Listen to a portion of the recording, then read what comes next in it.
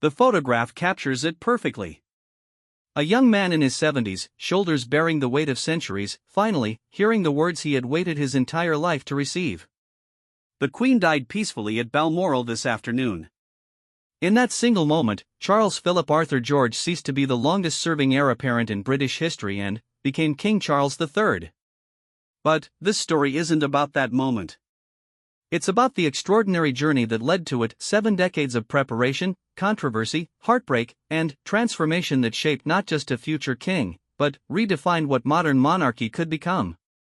For over 70 years, the world watched as a shy young boy grew into one of the most complex figures in contemporary royal history. They witnessed his struggles with duty versus desire, his groundbreaking environmental activism before it was fashionable, his personal battles played out on the world stage, and his quiet revolution of royal traditions that seemed unchangeable. This is the untold story of how Prince Charles became the reluctant revolutionary who saved the monarchy by changing it forever. From his lonely childhood in palaces to his passionate advocacy for forgotten communities, from his fairy tale wedding that became a nightmare to finding true love later in life, this is the remarkable tale of a man who spent a lifetime learning how to be king while the world wondered if he ever would be. The crown always finds its way to the right head, they say. But, sometimes, the head must be prepared to bear its weight. This is that story, raw, honest, and surprisingly hopeful. The story of how the future king became exactly the king the future needed. The nursery at Buckingham Palace had been decorated with the utmost care, pale blue walls adorned with paintings of sailing ships and distant lands. Yet for all its grandeur, it felt remarkably empty on November 14, 1948, when Charles Philip Arthur George drew his first breath. The heir to the British throne entered the world not to the warm embrace of doting parents, but to the measured attention of royal nannies and the distant approval of grandparents who understood that this child's life belonged not to himself, but to the crown. Princess Elizabeth, just 22 and still years away from becoming queen, held her son with a mixture of maternal love and royal duty that would define their relationship forever. She understood, perhaps better than anyone, that this baby represented the future of a 1,000-year-old institution. Prince Philip, the young naval officer who had captured her heart, stood nearby with characteristic stoicism, already sensing that their family life would never be conventionally normal. The early years of Charles's childhood unfolded in a world of contradictions. He lived in palaces that most could only dream of visiting, yet rarely saw his parents for more than an hour each day. His mother's schedule was dictated by royal duties, his father's by naval service, and young Charles learned early that duty came before family, always and without question. The boy who would one day rule over millions spent his earliest years in the care of others, learning to navigate vast rooms filled with priceless art and furniture he was forbidden to touch. When his mother ascended to the throne in 1952 following King George VI's sudden death, 4-year-old Charles found himself in an even more peculiar position. Overnight, his distant mother became the most important person in the British Commonwealth, and their already limited time together became even more precious and rare. He watched from palace windows as thousands gathered to catch glimpses of the new queen, slowly beginning to understand that his mother belonged to these people as much as she belonged to him. The coronation in 1953 provided young Charles with his first real taste of what his future held. Seated between his grandmother, the Queen Mother, and his aunt, Princess Margaret, he watched his mother transformed from the person who occasionally read him bedtime stories into something almost mythical.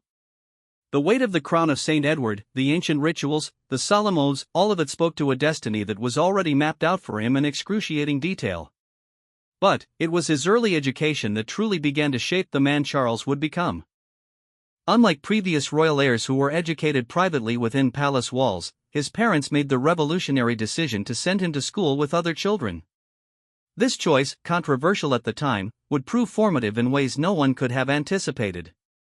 Cheam Preparatory School in Berkshire became Charles's first real encounter with life beyond royal protection. The 8-year-old prince arrived in 1957 to find himself treated not as future royalty, but as just another new boy who needed to prove himself. His classmates, initially awed by his presence, quickly discovered that beneath the royal titles was a sensitive, somewhat shy child who struggled with the rough-and-tumble world of boys' boarding school life. The headmaster, Peter Beck, had been carefully briefed about treating Charles like any other pupil, but the reality proved more complex. How do you discipline a prince? How do you ensure he develops resilience without breaking his spirit? Charles found himself caught between his royal identity and his desperate desire to simply fit in with his peers. His academic performance was steady if not spectacular, but it was his character that teachers began to notice and nurture. Even as a young boy, Charles displayed an unusual thoughtfulness about the world around him. While other children played with toy soldiers, he was found reading about history and asking probing questions about why things worked the way they did. His curiosity about people and places beyond his immediate experience began to emerge, a trait that would later drive his passionate advocacy for various causes. The transition to Gordonstoun School in Scotland at age 13 marked another significant chapter in Charles's development. His father, Prince Philip, had attended the school and believed its harsh, character-building approach was exactly what his son needed. Located on the remote Scottish coast, Gordonstoun was known for its Spartan conditions, cold showers, cross-country runs in all weather, and emphasis on service to others. For Charles, Gordonstoun represented both opportunity and ordeal. The physical challenges were demanding for a boy who had never been particularly athletic, but it was the social dynamics that proved most difficult. His royal status made him a target for both bullying and sycophantic behavior from fellow students. Some boys went out of their way to be cruel, as if proving their egalitarian credentials by treating him badly, while others sought to curry favor in ways that felt equally uncomfortable. Yet it was during these challenging years that Charles began to develop the resilience and empathy that would characterize his adult life. He learned to read people's motivations, to distinguish between genuine friendship and calculated attention. The experience of being both privileged and isolated, of having everything material yet lacking the simple comfort of unconditional acceptance, began to shape his understanding of what it meant to be truly human in an inhuman situation. His housemaster at Gordonstoun, Robert Waddell, became a crucial influence during these formative years. Waddell recognized that Charles needed not just academic instruction but emotional guidance in navigating his unique circumstances. Under Waddell's mentorship, Charles began to explore subjects that genuinely interested him rather than simply fulfilling royal expectations. Architecture became an early passion. While walking through the historic buildings of Scotland during school breaks, Charles found himself fascinated by how structures could embody the values and aspirations of entire civilizations. He began to see buildings not just as functional spaces but as expressions of human creativity and community identity. This early interest would later evolve into one of his most significant contributions to British cultural life. His relationship with nature also deepened during these years. The wild Scottish landscape around Gordonstoun provided a refuge from the intense social pressures of school life. Charles discovered that he could find peace in solitary walks across moors and along coastlines, developing an appreciation for the natural world that would eventually drive his environmental activism decades before such concerns became mainstream. The summer of 1966 brought a new challenge when 17-year-old Charles was sent to Timbertop, an outback campus of Geelong Grammar School in Australia. This experience, intended to broaden his horizons and toughen his character, instead revealed something unexpected about the future king's character. Away from the rigid protocols of British royal life, Charles flourished in ways that surprised everyone, including himself. In the Australian bush, without the constant reminder of his royal status, Charles discovered talents and interests that had been overshadowed by royal duty. He excelled at outdoor activities, formed genuine friendships with Australian boys who treated him as an equal, and experienced for perhaps the first time in his life what it felt like to be judged solely on his own merits rather than his inherited position. The experience also gave him his first real taste of what would become a lifelong connection to the Commonwealth nations. He saw firsthand how British values and traditions had taken root in very different soil, creating something familiar yet distinctly Australian. This understanding would later influence his approach to modernizing the monarchy's relationship with former colonies. When Charles returned to Britain in 1967, those close to him noticed a change. The shy, sometimes awkward boy had gained confidence and a clearer sense of his own identity separate from his royal role. He had learned that he could earn respect through his own actions and character rather than simply receiving deference due to his birth. The final year at Gordonstoun saw Charles taking on leadership roles within the school community. As head boy, he had to balance maintaining discipline with earning the genuine respect of his fellow students. This early experience of leadership taught him valuable lessons about the difference between authority derived from position and influence earned through character and competence. His academic achievements during these years were respectable but not outstanding. What was more significant was the development of his intellectual curiosity and his growing sense of social responsibility. Teachers noted his particular interest in history, especially periods when social change had required adaptation from traditional institutions. Even as a teenager, Charles seemed to understand instinctively that the monarchy he would inherit would need to evolve to remain relevant. As his 18th birthday approached, Charles began to grapple seriously with what his future role would actually entail. Unlike his contemporaries who could choose their career paths, his destiny was fixed. The question was not what he would do with his life, but how he would approach the role that had been predetermined for him before his birth. The prince who emerged from these educational experiences was markedly different from the child who had entered them.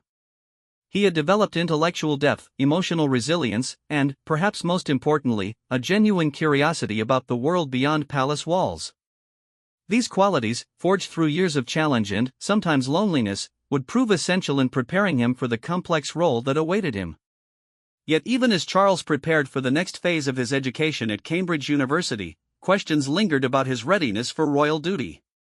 He had shown himself capable of academic achievement and personal growth, but the real test would come when he began to take on public responsibilities. Could this thoughtful, sometimes uncertain young man successfully represent the crown in an increasingly complex and changing world? The foundations had been laid during these crucial years, but the true measure of Charles's preparation for kingship would only become clear as he stepped into the public eye and began the long journey toward understanding what modern monarchy could and should become. The ancient stones of Trinity College, Cambridge, had witnessed the education of future leaders for over 4 centuries, but, in October 1967, they welcomed their most unusual undergraduate yet. Charles arrived not with the typical freshman's mixture of excitement and anxiety, but carrying the weight of being the first heir to the British throne ever to attend university. The decision to pursue higher education, rather than immediately entering military service as previous generations had done, marked the beginning of a new chapter in royal tradition. His rooms in New Court were modest by royal standards, a deliberate choice that reflected both his parents' wishes and Charles's own desire for as normal a university experience as possible. The sitting room contained a desk, a few comfortable chairs, and walls that would soon be covered with books on subjects ranging from archaeology to architecture. His bedroom was simple, almost Spartan, a far cry from the opulent quarters he had known at various royal residences. The challenge of being a royal undergraduate became apparent from his first day. Fellow students were uncertain how to interact with someone who would one day be their king. Some maintained awkward formality, others went to the opposite extreme of studied casualness that felt equally artificial. Charles found himself navigating a social minefield where every interaction carried the potential for misunderstanding or misinterpretation. Dr. Dennis Marion, his director of studies, had been carefully selected for his ability to treat Charles as an academic equal while understanding the unique pressures of his situation. Under Marion's guidance, Charles embarked on a course of study in archaeology and anthropology that would profoundly shape his worldview. These subjects, focused on understanding human societies and their development over time, gave him tools for analyzing the role of institutions like monarchy in contemporary society. His first year focused heavily on archaeological fieldwork, and Charles threw himself into the physical labor of excavation with an enthusiasm that surprised his supervisors. Here, covered in mud and working alongside fellow students to uncover fragments of ancient civilizations, he found a rare equality. Archaeological evidence didn't care about royal bloodlines, and the painstaking work of uncovering and interpreting artifacts required the same careful attention from everyone involved. The summer of 1968 brought Charles's first major archaeological expedition, to the prehistoric site of Silbury Hill in Wiltshire. Working under the direction of Professor Richard Atkinson, Charles spent weeks carefully scraping away centuries of accumulated soil and debris. The work was physically demanding and intellectually challenging, requiring patience and precision that would serve him well in his future royal duties. During quiet moments at the dig site, often working alone in carefully marked sections, Charles began to develop a deeper appreciation for the continuity of human civilization. Each artifact they uncovered represented real people who had lived, worked, and died in the same landscape he would one day rule over. This connection between past and present, between individual lives and institutional continuity, became a recurring theme in his thinking about the role of monarchy. His fellow archaeologists noted that Charles approached the work with genuine scholarly interest rather than merely fulfilling an academic requirement. He asked thoughtful questions about dating techniques, preservation methods, and the broader implications of their discoveries. His natural curiosity about how societies developed and changed over time was clearly influenced by his unique position as someone destined to inherit one of the world's oldest continuing institutions. The academic work at Cambridge also introduced Charles to anthropological studies that broadened his understanding of different cultural approaches to leadership and social organization.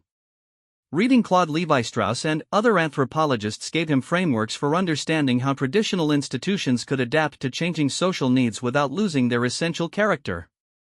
Professor Edmund Leach, who taught Charles anthropology, later reflected that the prince showed particular interest in studies of ceremonial kingship in various cultures.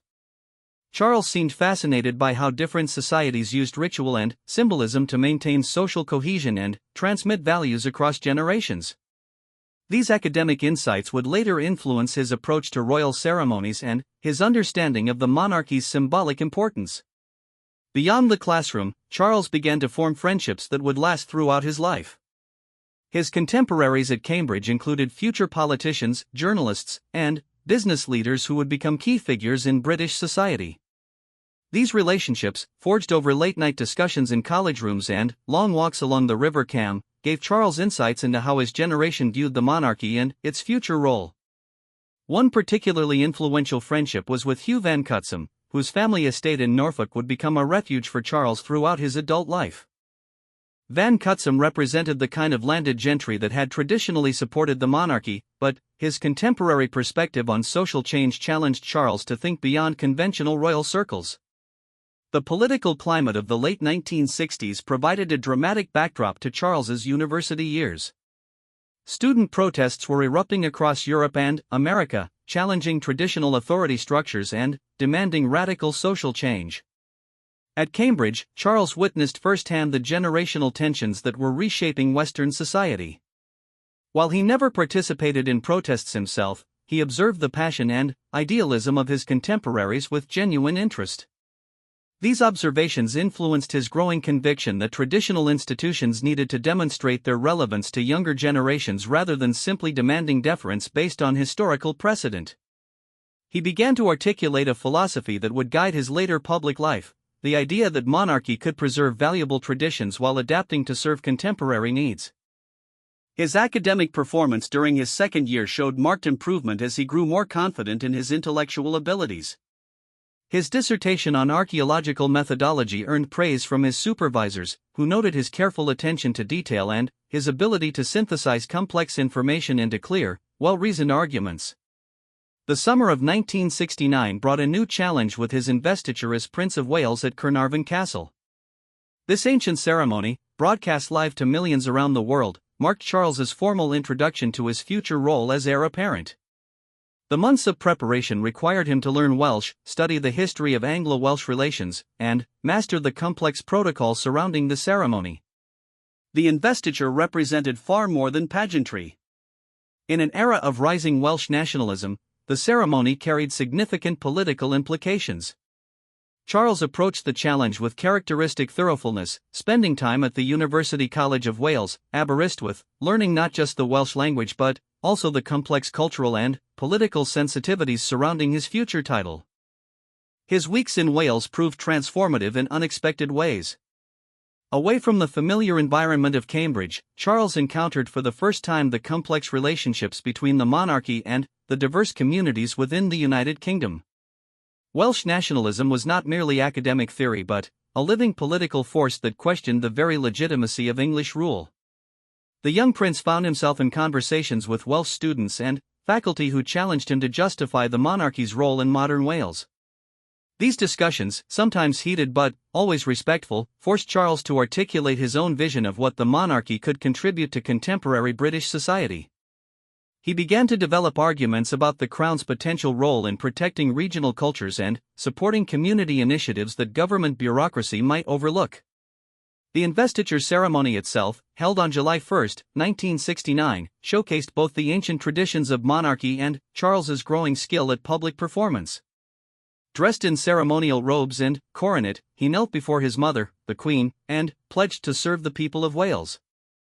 The words were traditional, but Charles delivered them with a sincerity that impressed even skeptical observers.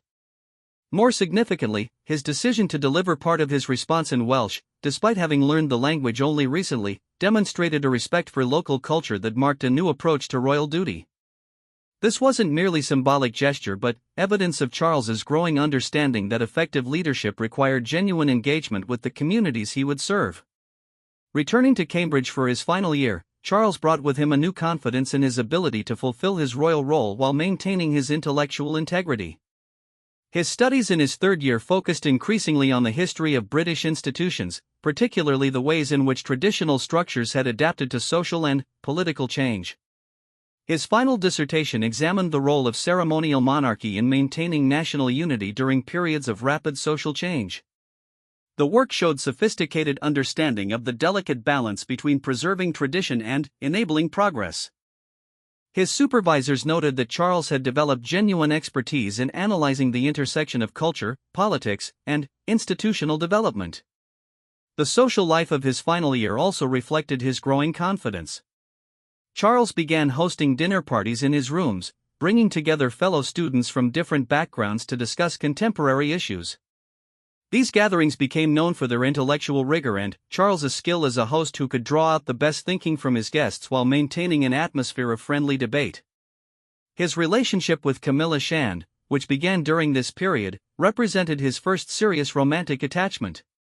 Camilla's easy confidence and genuine intellectual curiosity provided Charles with companionship that felt natural and unforced. Their shared interests in history, architecture, and country life created a foundation for understanding that would endure despite the complexities that later separated them.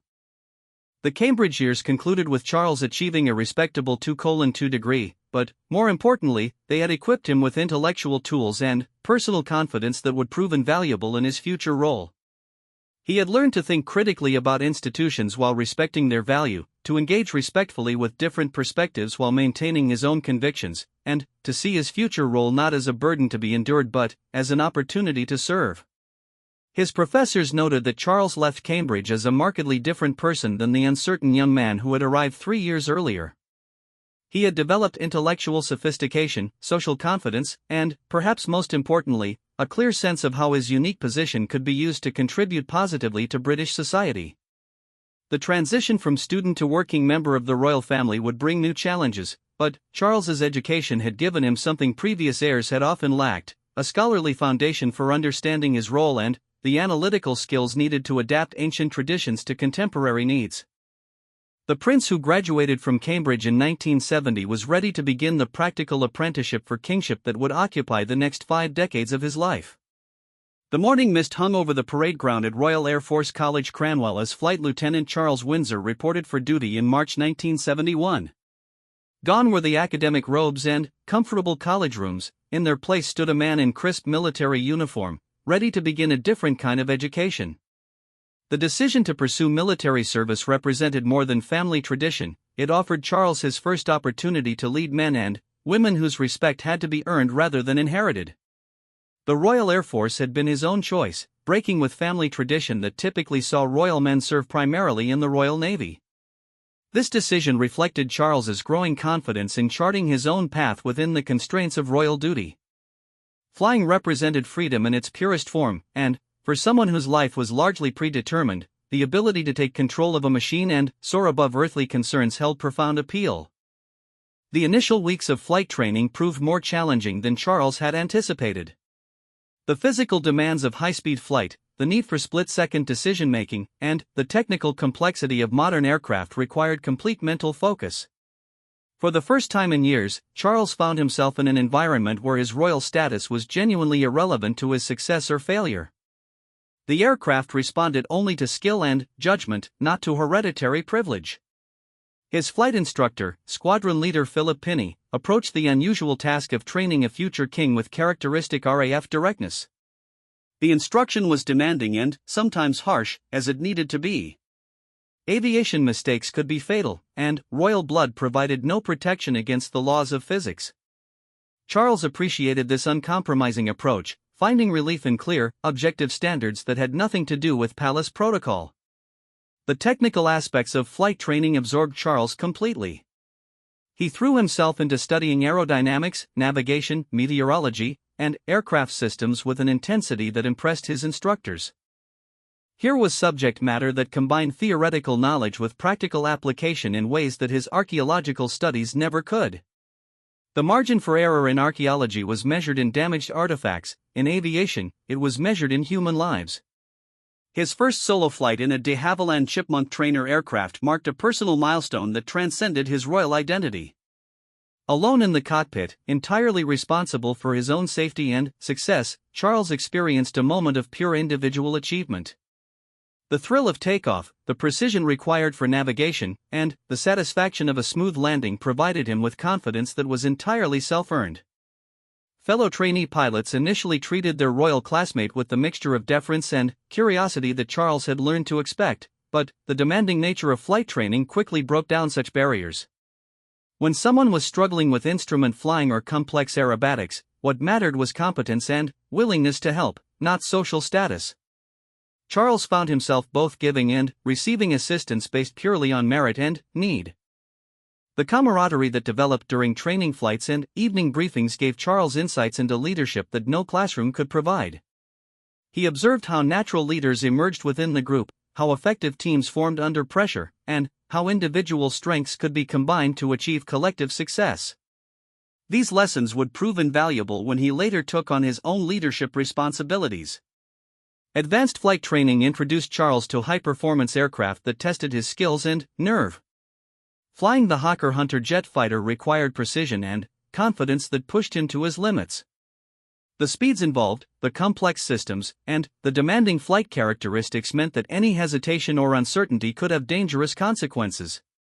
Charles rose to meet these challenges, earning the respect of his instructors and fellow pilots. His graduation from RAF Cranwell in August 1971 represented genuine achievement rather than ceremonial milestone. Charles had earned his wings through the same demanding process as every other pilot, and the satisfaction was proportionally greater. The ceremony marked not just completion of training but proof that he could succeed in an environment where performance was everything and privilege meant nothing. The transition to Royal Naval College Dartmouth represented a return to family tradition, but Charles brought to naval service a confidence and self-knowledge that his father's generation had often lacked. His time in the RAF had taught him that he could master complex, demanding skills and earn the respect of professional military personnel. This foundation would prove crucial as he entered the more traditional and hierarchical world of naval service. Naval training introduced Charles to different aspects of leadership and teamwork. Where aviation had emphasized individual skill and responsibility, naval service required coordination among large crews working in confined spaces under challenging conditions. The HMS Britannia at Dartmouth became his classroom for learning how traditional naval discipline could be combined with modern management techniques. His fellow naval cadets represented a cross-section of British society, young men from various backgrounds united by their commitment to naval service. Charles's room in the college was deliberately modest, identical to those of his classmates, reinforcing the principle that naval training was an equalizing experience. The hierarchical structure of naval life provided clear frameworks for authority and responsibility that appealed to his sense of order and duty. The academic components of naval training covered subjects ranging from navigation and seamanship to international law and naval history. Charles excelled particularly in naval history, finding parallels between the Royal Navy's role in maintaining British global influence and the monarchy's function in preserving national unity and constitutional continuity. Physical training at Dartmouth pushed Charles's endurance and strength in ways that complemented his flight training experience. The emphasis on teamwork in challenging conditions, whether during sailing exercises or land-based obstacles courses, reinforced lessons about leadership under pressure that would serve him throughout his public life. His first posting to HMS Norfolk, a guided missile destroyer, in November 1971 marked the beginning of practical naval experience. As Sub-Lieutenant Windsor, Charles found himself responsible for actual naval operations rather than training exercises. The ship's mission in the Caribbean provided his first taste of representing Britain abroad while serving in a professional military capacity. Life aboard HMS Norfolk introduced Charles to the realities of naval service in ways that no amount of training could fully prepare him for. The confined quarters, the constant motion of the ship, and the need for precise coordination among crew members created an environment where small mistakes could have significant consequences. Charles learned quickly that naval discipline was not arbitrary but essential for safety and effectiveness. His responsibilities on Norfolk included navigation duties that required both technical competence and sound judgment. Standing watch on the bridge, responsible for the ship's course and safety during his shift, gave Charles his first real experience of command authority. The decisions he made affected not just his own safety but that of the entire crew, a responsibility he took seriously. The ship's visits to various Caribbean ports provided Charles with diplomatic experience that complemented his military training. As a member of the royal family serving aboard a British warship, he found himself representing both the monarchy and the Royal Navy in official functions and informal encounters with local officials and civilians. His promotion to lieutenant and subsequent posting to HMS Minerva reflected his growing competence and acceptance within the naval service. Minerva was a more modern frigate with sophisticated weapons and navigation systems that challenged Charles to expand his technical knowledge and leadership skills.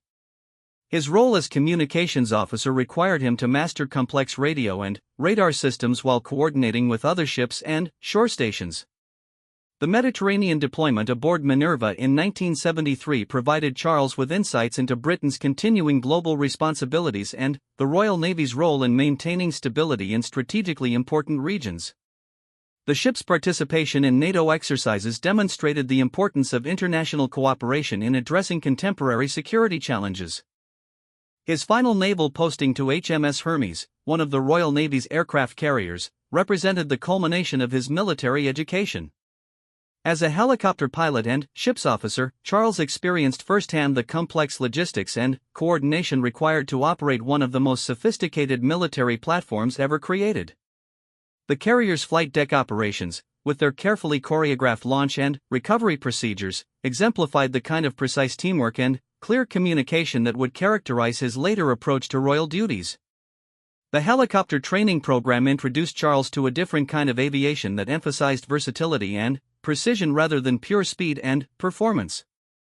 Naval helicopters were used for everything from search and rescue operations to anti-submarine warfare, requiring pilots who could adapt quickly to changing situations and demanding conditions.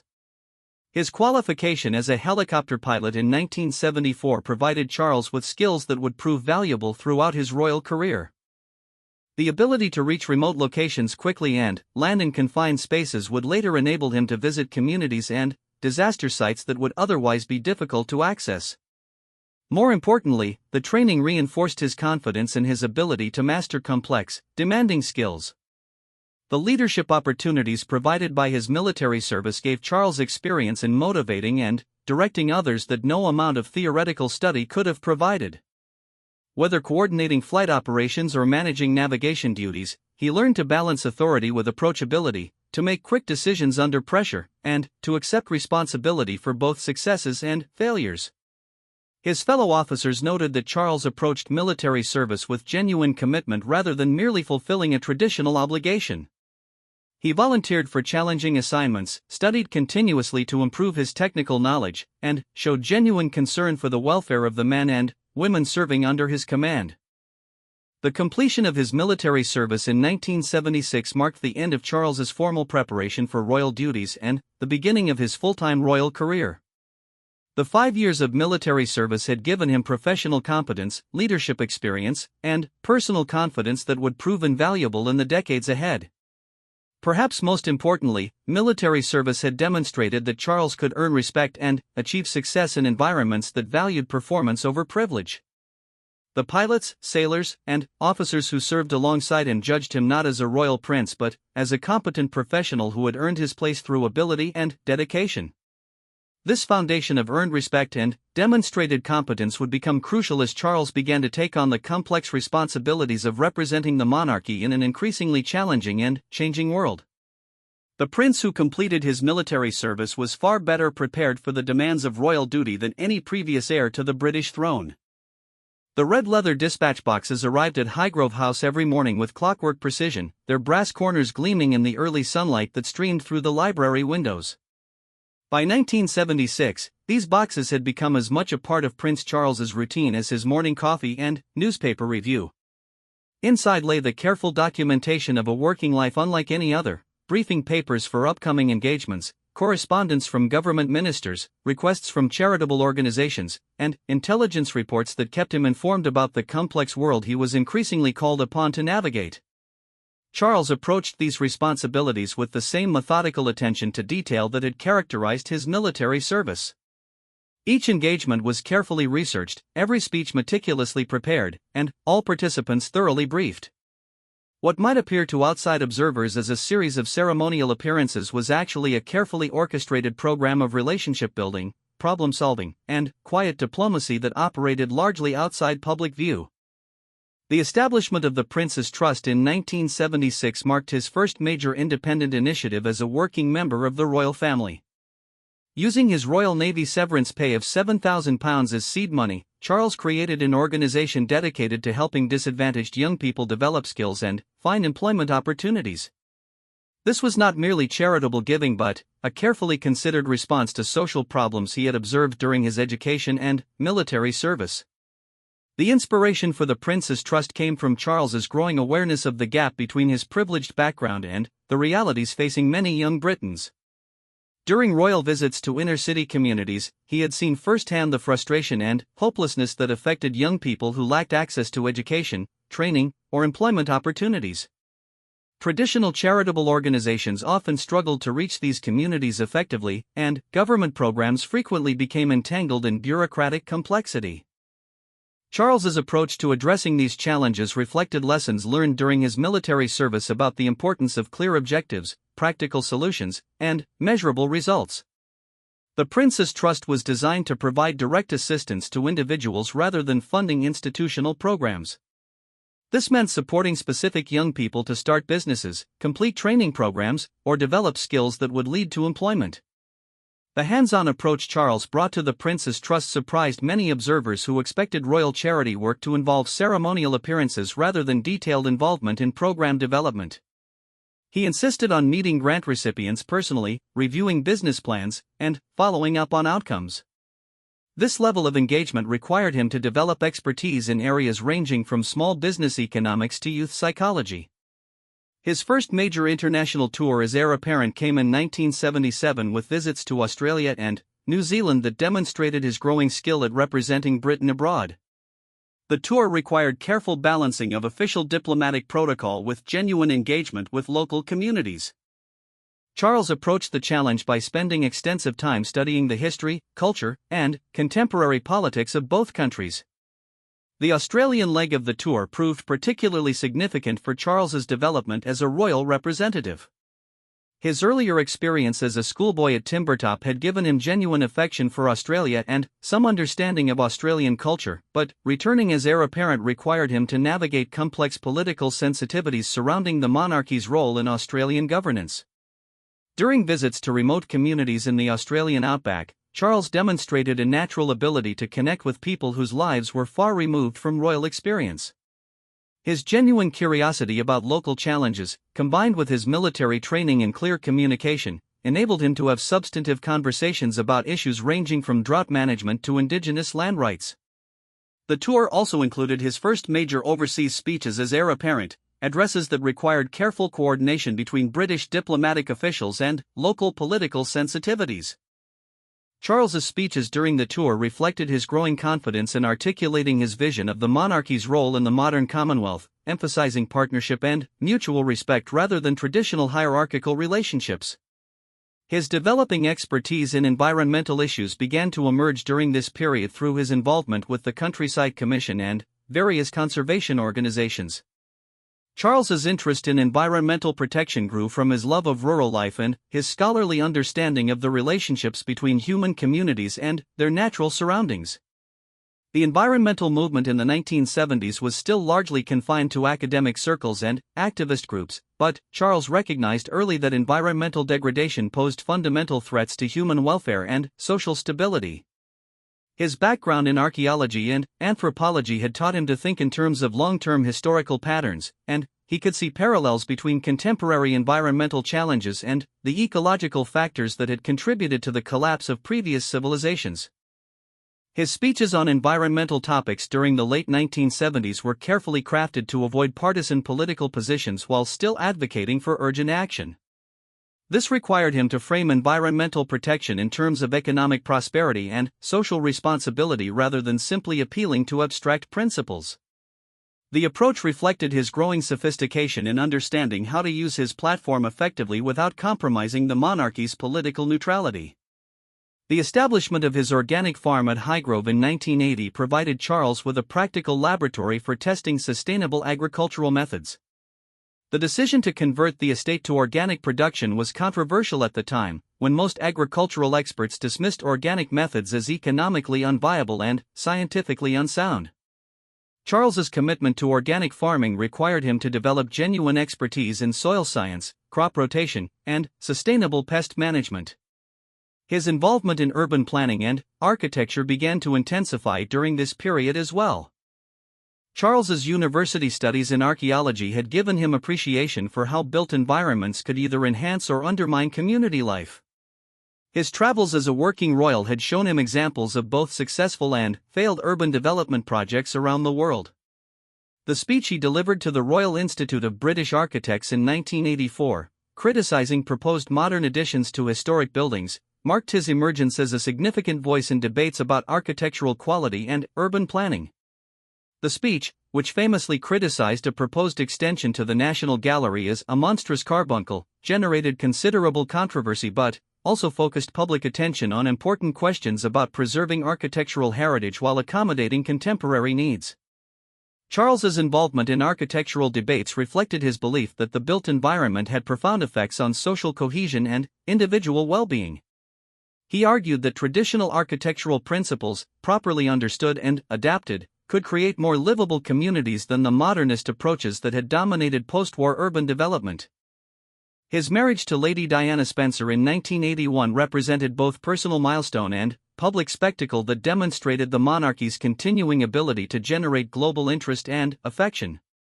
The wedding, watched by an estimated 750 million people worldwide, showcased the pageantry and tradition that remained central to the monarchy's appeal while introducing a new generation to royal family dynamics. The early years of the marriage provided Charles with insights into the intense media scrutiny that surrounded every aspect of royal life.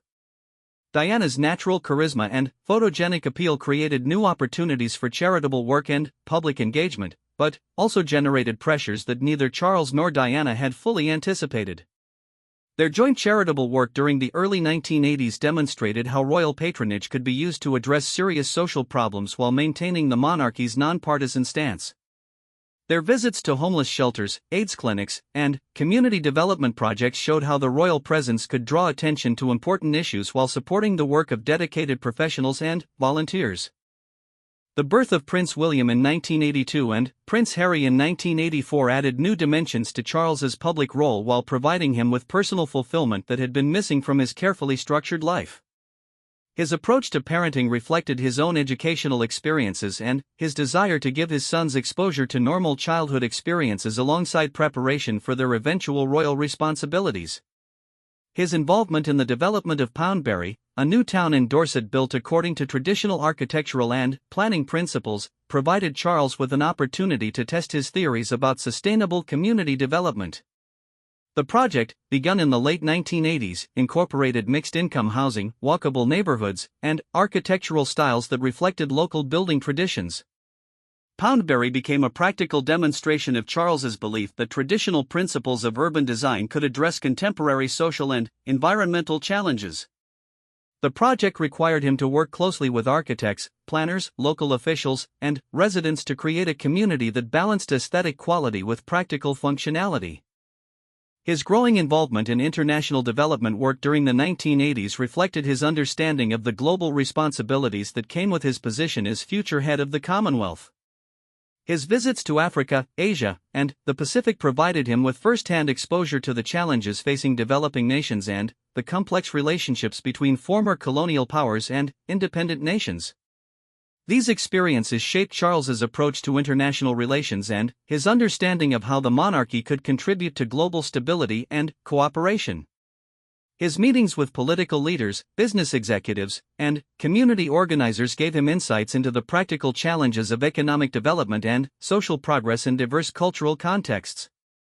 The Prince's Trust expanded significantly during the 1980s, supporting thousands of young people in starting businesses and developing skills. Charles's direct involvement in reviewing applications and meeting beneficiaries gave him detailed knowledge of the obstacles facing young people from disadvantaged backgrounds and the kinds of support that proved most effective in helping them succeed. His work with the Prince's Trust also demonstrated his growing skill at fundraising and organizational management. The Trust's success required him to build relationships with corporate sponsors, government officials, and community leaders while maintaining clear focus on practical results rather than ceremonial activities. By the end of the 1980s, Charles had established himself as a working royal with genuine expertise in several important areas and a track record of effective leadership in addressing social and environmental challenges. His approach to royal duty emphasized substance over ceremony, long-term thinking over immediate popularity, and practical results over symbolic gestures. The foundation he had built during his first decade as a full-time working royal would prove crucial as he faced the personal and professional challenges that lay ahead. The knowledge, relationships, and credibility he had developed during these years would be tested by the difficulties of the 1990s, but they also provided him with resources and perspectives that would enable him to continue serving effectively despite intense personal scrutiny and criticism. The photograph that would define a decade showed a solitary figure walking behind a coffin, his sons beside him, their faces etched with grief that no protocol could mask. August 31, 1997, had begun like any other summer day at Balmoral, but ended with Charles facing the greatest crisis of his life and the most serious threat to the monarchy's survival in the 20th century. The death of Diana, Princess of Wales, in a Paris car crash created a firestorm of public emotion that challenged every assumption about royal duty, public service, and the relationship between the crown and the people. The immediate aftermath of Diana's death revealed the extent to which the royal family had become disconnected from public sentiment. The Queen's initial decision to remain at Balmoral, following the protocol that the royal family should grieve privately, was interpreted by a devastated public as coldness and indifference. Television screens filled with images of sobbing crowds laying flowers at palace gates while the building behind them remained shuttered and silent. Charles found himself at the center of this crisis, blamed by many for the breakdown of his marriage and, by extension, for the circumstances that led to Diana's death. The man who had spent 20 years building credibility through environmental advocacy, youth programs, and architectural preservation suddenly faced questions about his fitness to be king. The carefully constructed image of a caring, engaged future monarch threatened to crumble under the weight of personal tragedy and public anger. Yet it was during this darkest period that Charles demonstrated the emotional intelligence and leadership skills that would ultimately define his reign. While others focused on protocol and precedent, he recognized that the monarchy's survival depended on acknowledging the unprecedented nature of public grief and responding with genuine empathy rather than institutional formality. His decision to walk behind Diana's coffin, accompanied by his sons, the Duke of Edinburgh and Earl Spencer, created one of the most powerful images in royal history. The 8-minute walk from Westminster Abbey to Westminster Hall required immense personal courage, as Charles knew he would face a crowd that blamed him for their beloved princess's unhappiness. Yet he understood that this public display of vulnerability was essential for beginning the process of healing. The funeral itself became a demonstration of Charles's growing understanding of how the monarchy needed to evolve to remain relevant. His agreement to Diana's brother's eulogy, which included implicit criticism of the royal family's treatment of Diana, showed a willingness to accept responsibility and move forward rather than defending past decisions. The months following Diana's death tested every leadership lesson Charles had learned during his decades of preparation. The monarchy's approval ratings plummeted to historic lows, with serious commentators questioning whether the institution could survive the transition from Elizabeth II to Charles III. Republican sentiment, previously confined to academic circles and fringe political groups, began to gain mainstream attention.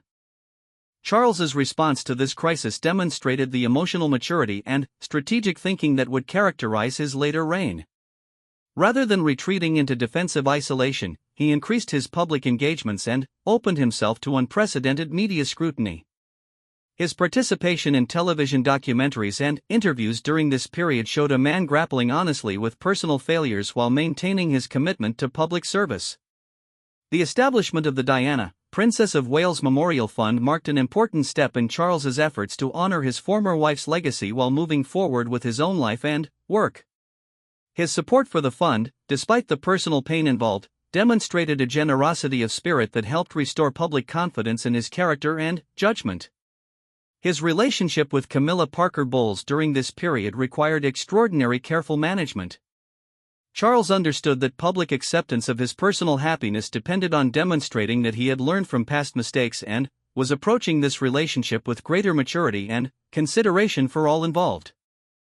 The gradual introduction of Camilla to public life, beginning with carefully staged private appearances and slowly expanding to official functions, showed sophisticated understanding of public relations and genuine sensitivity to public feelings.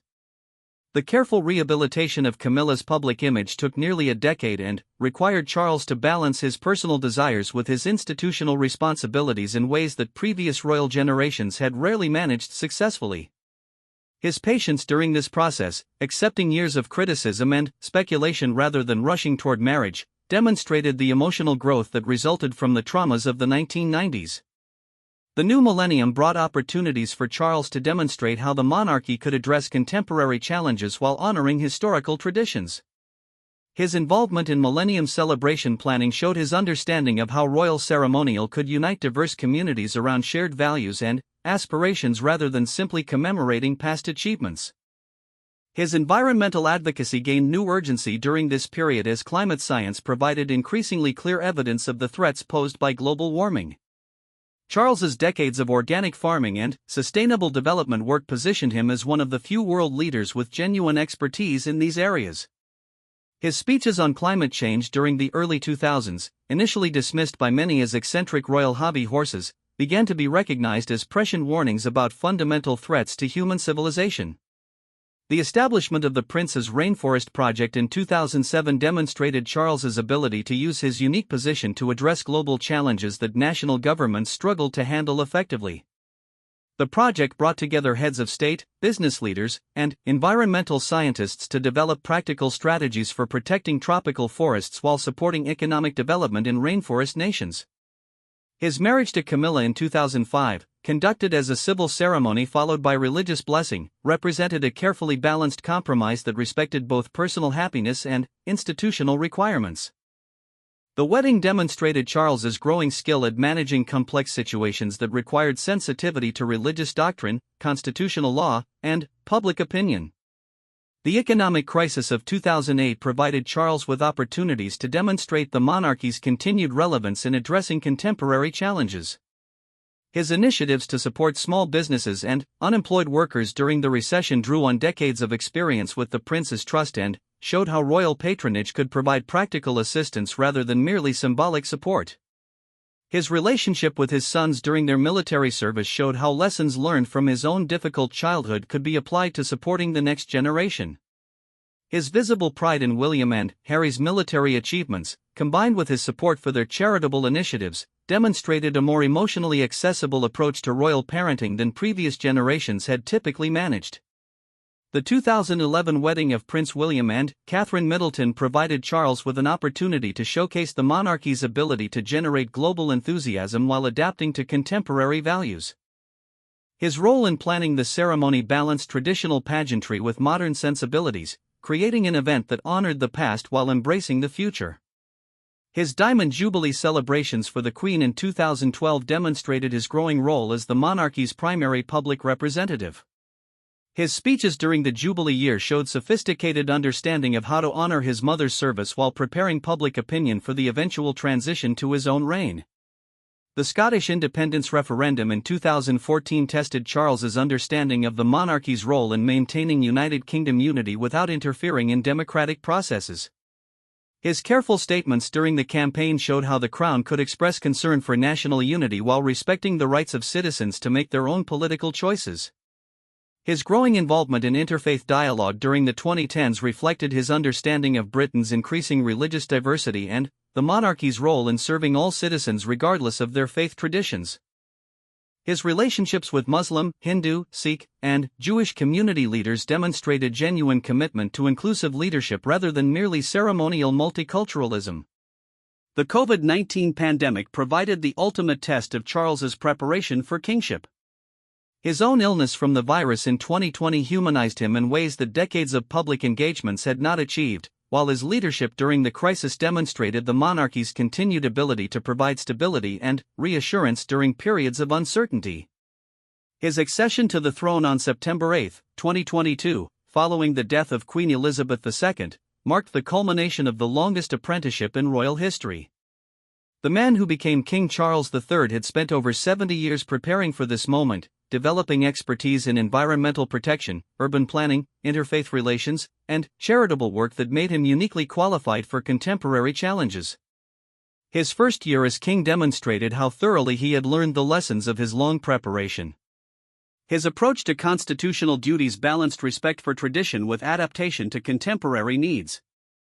His relationships with political leaders showed sophisticated understanding of the monarch's role in supporting democratic governance while maintaining political neutrality. The coronation ceremony in May 2023 reflected his vision of a monarchy that honored historical continuity while embracing Britain's modern diversity. The service incorporated elements from different faith traditions, featured music from various cultural communities, and emphasized service over privilege in ways that reflected decades of careful thinking about the Crown's role in contemporary society. His first state visits as king demonstrated his mastery of international diplomacy and his understanding of how the monarchy could support Britain's global relationships. His meetings with world leaders combined ceremonial magnificence with substantive discussions about shared challenges ranging from climate change to economic development. The streamlined monarchy he has begun to create reflects lessons learned from decades of observing how royal institutions could become more efficient and relevant while maintaining their essential ceremonial and constitutional functions. His decisions about which family members should undertake official duties show strategic thinking about the Crown's future sustainability and public acceptance. His continued involvement with the Prince's Trust, now operating in over 20 countries, demonstrates how royal patronage can create lasting institutions that address social problems across multiple generations. The Trust's expansion during his reign as Prince of Wales created a model for how royal leadership could generate practical benefits that extended far beyond ceremonial functions. The relationship he has built with his eldest son, Prince William, shows how the lessons learned from his own difficult relationship with his parents could be applied to preparing the next generation for royal responsibility. Their collaborative approach to environmental initiatives and mental health advocacy suggests a more emotionally intelligent approach to royal succession than previous generations typically managed. King Charles III emerged from his long preparation as perhaps the most thoroughly educated and experienced monarch in British history. His reign represents not the culmination of traditional monarchy but its transformation into something adapted to contemporary challenges while preserving essential constitutional and ceremonial functions. The journey from shy schoolboy to modern king required navigating personal tragedies, public criticism, and institutional change that would have defeated someone with less resilience and commitment. The king who finally inherited the throne had earned his position through decades of service that prepared him not just to reign, but to lead Britain and the Commonwealth through the complex challenges of the 21st century.